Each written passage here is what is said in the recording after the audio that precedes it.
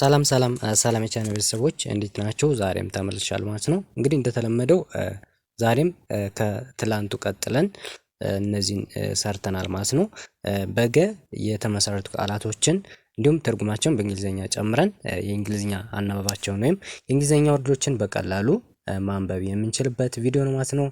እንደተለመደው ለቻናሉ አዲስ ከሆናችሁ ሰብስክራይብ በማድረግ እንዲሁም በኦንላይን መማር ለምትፈልጉ ከስር ባለው ስልክ በኢሞ በዋትስአፕ እና በቴሌግራም ደውላችሁ አናግሩ ማለት ነው። ከየት ማገር ሆናችሁ በኦንላይን ቀጥታ መማር ትችላላችሁ ማለት ነው። እንግዲህ ወደ ንባባችን ስናልፍ እንግዲህ ዛሬ እዚህ ጋር የሰራናቸው ቃላት እያንዳንዱ በዚህ መልኩ እናያቸዋለን ማለት ነው። እያንዳንዱ በአንደኛው ከአንደኛው ድምጽ ጀምረን እስከ ሰባተኛው ያሉ ፊደሎችን ወይም ያሉ ቃላቶችን እያነበብን አንድ ባንድ እናያቸዋለን ማለት ነው። ተከታተሉኝ፣ እንጀምር። እሺ እንግዲህ እንደምትመለከቱት ከዚህ ከመጀመሪያው ከገ እንጀምራለን ማለት ነው። ከዚህ በፊት በሰራነው ቪዲዮ ከገ ማለትም ከላይ ከጀ ላይ ነው የቆምን ማለት ነው። ስለዚህ ዛሬ ደግሞ ገ ላይ እንጀምራለን። በገ የሚጀምር ቃላት ነው ማለት ነው ይሄኛው። እሺ እንግዲህ በገ የሚጀምር ቃላት ይሄኛው እናነባዋለን። ከዛ ደግሞ በእንግሊዘኛ ትርጉሙን እዚህ ጋር በአማርኛ የተጻፈው የእንግሊዘኛው ትርጉም ነው ማለት ነው። ይሄኛውንም እናነባዋለን። ቀጥለን ደግሞ የእንግሊዘኛ ትርጉሙን እዚህ ጋር በራሱ በእንግሊዘኛ የተጻፈው በዚህ መልኩ እናያለን ማለት ነው። እንጀምራለን አሁን። እሺ እዚህ ጋር የገ የመጀመሪያ ድምጽ ነው። ስለዚህ ገ ብለን እንጀምራለን። ገ በሬ ይላል ማለት ነው። በአንድ ላይ ገበሬ፣ በአንድ ላይ ገበሬ ብለን እናነባዋለን። እሺ ቀጥሎ ምን ይላል? እዚህ ጋር የእንግሊዘኛ ትርጉም ወይም በአማርኛ የተጻፈው እዚህ ጋር የእንግሊዘኛ ያነባቡ ነው ማለት ነው እዚህ ጋር። ስለዚህ እዚህ ጋር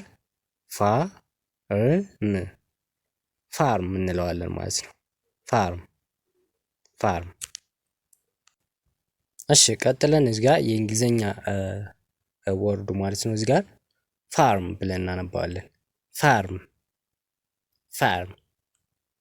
እሺ ወደ ሁለተኛው ወደ ጉ ስንመጣ እዚህ ጋር ጉበት ይላል። በአንድ ላይም ጉበት ብለን እናነባዋለን። ከዛ እንግሊዘኛውን ደግሞ ሊቨር ልክ ይሄኛውን ሊቨር ብለን እናነባዋለን ማለት ነው።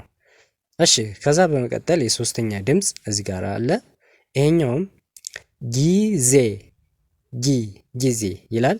ከዛ ጊዜ ደግሞ እዚህ ጋር ታይም እንለዋለን። ይሄኛውን ለማንበብ እዚህ ጋር ታይም ብለን እናነባዋለን። ልክ ይሄኛውም ታይም።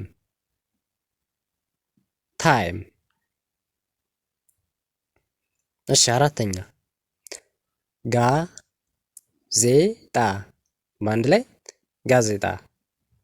ጋዜጣ እንለዋለን። ከዛ እዚህ ጋር ያው ቦታ ስለጠበበ ነው ይሄኛውና ይሄኛው የተለያየ ነው ማለት ነው። ስለዚህ ይሄኛውን ኒውስ ብዬ ነው የጻፍኩት። ኒውስ። ከዛ ደግሞ ፔፐር፣ በአንድ ላይ ኒውስ ፔፐር ብለን ነው የምናነበው። እዚህ ጋር ኒውስ ፔፐር ብለን እናነባዋለን። እንደዚህ አድርገን በቀላሉ እናነባለን ማለት ነው። ከዛ በመቀጠል የአምስተኛ ድምጽ ጌ። እሺ እንግዲህ በጌ ስንሰራ እዚህ ጋር ጌጥ። እሺ ትርጉሙ እዚህ ጋር በእንግሊዘኛ ማለት ነው እዚህ ጋር ስናነበው ኦርናመንት ይላል ማለት ነው። ኦርናመንት። እሺ ቀጥሎ የምናገኘው የስድስተኛ ድምጽ እዚህ ጋር ግመል። እሺ እንግሊዘኛው ካሜል። እሺ እዚህ ጋር ካሜል። እሺ የመጨረሻው ሰባተኛው ነው የመጨረሻው የገ ድምጽ ማለት ነው። በገ የተሰሩ ቃላቶች ወይም በጎ በመጨረሻው ጎርፍ ይላል ማለት ነው። ጎርፍ። እሺ እንግሊዘኛው ፍላድ። እሺ እዚህ ጋርም ፍላድ ብለን እናነባዋለን። ከዛ በመቀጠል ወደ ጠ ቤተሰቦች እናመራለን ማለት ነው። እዚህ ጋር የጠ ፊደል የመጀመሪያ ድምጽ ነው። እሺ እዚህ ጋር ምን ይላል?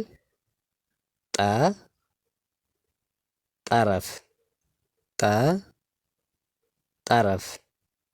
እሺ እዚህ ጋር በአማርኛ የተጻፈው የእንግሊዘኛው ድምጽ ወይም እንግሊዘኛውን የምናነብበት መንገድ ነው ማለት ነው። ስለዚህ ካስት ይላል ማለት ነው። ካስት እዚህ ጋርም ካስት ይላል ማለት ነው። እሺ ከዛ በመቀጠል ወደ መጨረሻው ወደ ሁለተኛ ድምፁ ጡ ጡጦ ጡ ጡጦ። እሺ እዚህ ጋር ብሬስት ይላል ማለት ነው። ብሬስት። እሺ ሶስተኛ ጪ ጢስ ጢ ጢስ። እሺ እዚህ ጋር ስሞክ ስሞክ ስሞክ። እሺ ቀጥሎ ደግሞ የአራተኛ ድምፅ እዚህ ጋር ምን ይላል? ጣና ጣና ጣና ይላል ማለት ነው። ተመሳሳይ ነው ሁሉም። እሺ ከዛ አምስተኛ ድምፅ ጤ ጤፍ ጤ ጤፍ። እሺ እዚህ ጋር ጤፍ ጤፍ ተመሳሳይ። ከዛ ደግሞ ጥ ጥጥ ጥ ጥጥ። እሺ እዚህ ጋር ኮተን ኮተን ኮተን ብለን በዚህ መልኩ እናነባዋለን ማለት ነው። ከዛ በመቀጠል የመጨረሻው የጠ ጦ ጦር። እሺ እዚህ ጋር አርሚ ይላል ማለት ነው። አርሚ ተመሳሳይ ነው ይሄኛው አርሚ። ይሄኛውን የእንግሊዘኛ ድምፁን ለማንበብ ወይም የእንግሊዘኛ ቃላቱን ለማንበብ ይሄኛውን አንብበን ከዚህ ታግዘን ወይም በዚህ ድምፅ ድጋሜ ይሄኛውን ማንበብ እንችላለን። ሰው እዚህ ጋር አርሚ ይላል ማለት ነው። አርሚ። እሺ ቀጥሎ የምናገኛቸው የፈ ፊደሎች ወይም በፈ ቤተሰቦች የተሰሩ ቃላቶች ናቸው ማለት ነው። ስለዚህ እዚህ ጋር በፈ በመጀመሪያ ድምፅ ወይም በአንደኛ ድምፁ ፈረስ ፈረስ ምን ይላል? ሆርስ። ይሄኛው ሆርስ ነው ማለት ነው። ሆርስ። እሺ ከዛ በመቀጠል ሁለተኛ ድምፁ እዚህ ጋር ፉ ፉል ፉ ፉል ፉል። እዚህ ጋርም ፉል ይላል ማለት ነው። እሺ ቀጥለን ደግሞ ሶስተኛ እዚህ ጋር ፊ ፊደል ፊ ፊደል። እሺ እዚህ ጋር ሌተር ሌተር ይላል ማለት ነው። ሌተር። እሺ እዚህ ጋር እንግሊዝኛውም እዚህ ጋር ምን ይላል? ሌተር ይላል ማለት ነው። ሌተር። እሺ አራተኛ ድምፅ ፋ ፋና ፋ ፋና የኛው ፋና። እሺ በአምስተኛ ፌ ፌስታል ፌ ፌስታል። እሺ እዚህ ጋር ፕላስ ወይም ፕላስቲክ እንደማለት ፕላስቲክ። እሺ እዚህ ጋር ፕላስቲክ እዚህ ጋር ሙሉ ያልሆነ ቦታ ስለማይበቃ ነው ማለት ነው። ስለዚህ ፕላስቲክ ብለን እናነባዋለን። ፕላስቲክ። እሺ ከዛ በመቀጠል ስድስተኛ ድምፅ ወይም ስድስተኛ እዚህ ጋር ፍ ፍሰት ፍ ፍሰት። እሺ እዚህ ጋር ፍላው ፍላው ፍላው። እንደዚህ ብለን በቀላሉ እናንባቸዋለን ማለት ነው። ከዛ በመቀጠል የፈ የመጨረሻው ድምፅ ነው ማለት ነው እዚህ ጋር። እሺ የፈ የመጨረሻው ነው። ስለዚህ ፎ ፎቶ ፎ ፎቶ። እዚህ ጋር ደግሞ ኢሜጅ ኢሜጅ ኢሜጅ ብለን እንደዚህ አድርገን በቀላሉ እናነባቸዋለን ማለት ነው። እንደዚህ አድርገን ቃላትን በአማርኛ እንዲሁም በትርጉማቸውን በእንግሊዘኛ በዚህ መልኩ ማንበብ ይቻላል። እንዲሁም እንግሊዘኛ ማንበብ ለሚያቅታችሁ ማለት ነው እዚህ ጋር በአማርኛ በቀላሉ አንብባችሁ እነዚህ መረዳት ትችላላችሁ። እንደዚህ የተለያዩ ቃላት የተለያዩ ወርዶችን በዚህ መልኩ ሰራላችኋለሁ ማለት ነው። ለዛሬ በዚህ በቃል በቀጣይ ቪዲዮ እስከምንገናኝ መልካም ቀን ቻው። ሰላም ሰላም ሰላም የቻናል ቤተሰቦች እንዴት ናችሁ? እኔ ደህና ነኝ እግዚአብሔር ይመስገን። እንግዲህ እንደተለመደው ዛሬም በሌላ ቪዲዮ ተመልሻለሁ ማለት ነው። ዛሬ የምናያቸው የፊደል አይነቶች የሀ ፊደሎችን ነው ማለት ነው። የሀ ከሀ እስከ ፐ እስከ መጨረሻው ያሉትን ሙሉ በሙሉ እናያቸዋለን ማለት ነው። ተከታተሉኝ።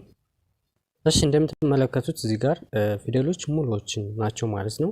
ሙሉዎችን እያነበብን እናያለን ማለት ነው። ከዛ በፊት ግን አዲስ ከሆናችሁ ሰብስክራይብ ማድረጋችሁ እንዳትረሱ ማለት ነው። እሺ አሁን ወደ ትምህርታችን እንሄድ ማለት ነው። የዛሬ ክፍለ ጊዜያችን የሀ ፊደሎችን እንዲሁም የአማርኛ ፊደሎችን ከመጀመሪያ እስከ መጨረሻ እያነበብን እናያቸዋለን ማለት ነው። እሺ እንግዲህ እንደምትመለከቱት እዚህ ጋር የሀ ፊደል አለ ማለት ነው። ከሀ ፊደል እንጀምራለን እስከ መጨረሻው እያነበብን እናያለን ማለት ነው። አሁን ቀጥታ እንጀምራለን ማለት ነው። ሀ ሁ ሂ ሃ ሄ ህ ሆ ለ ሉ ሊ ላ ሌ ል ሎ ሀ ሁ ሂ ሃ ሄ ህ ሆ መ ሙ ሚ ማ ሜ ም ሞ ሰ ሱ ሲ ሳ ሴ ስ ሶ ረ ሩ ሪ ራ ሬ ር ሮ ሰ ሱ ሲ ሳ ሴ ስ ሶ ሸ ሹ ሺ ሻ ሼ ሽ ሾ ቀ ቁ ቂ ቃ ቄ ቅ ቆ በ ቡ ቢ ባ ቤ ብ ቦ ተ ቱ ቲ ታ ቴ ት ቶ ቸ ቹ ቺ ቻ ቼ ች ቾ ሃ ሁ ሂ ሃ ሄ ህ ሆ ነ ኑ ኒ ና ኔ ን ኖ ኘ ኙ ኚ ኛ ኜ ኝ ኞ አ ኡ ኢ አ ኤ እ ኦ ከ ኩ ኪ ካ ኬ ክ ኮ ሀ ሁ ሂ ሃ ሄ ህ ሆ ወ ው ዊ ዋ ዌ ው ዎ አ ኡ ኢ አ ኤ እ ኦ ዘ ዙ ዚ ዛ ዜ ዝ ዞ ዠ ዡ ዢ ዣ ዤ ዥ ዦ የ ዩ ይ ያ ዬ ይ ዮ ደ ዱ ዲ ዳ ዴ ድ ዶ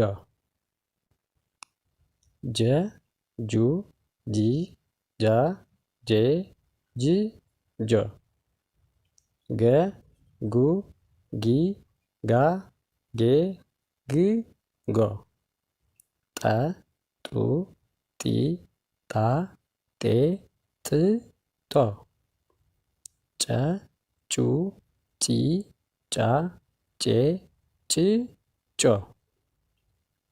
ጰ ጱ ጲ ጳ ጴ ጵ ጶ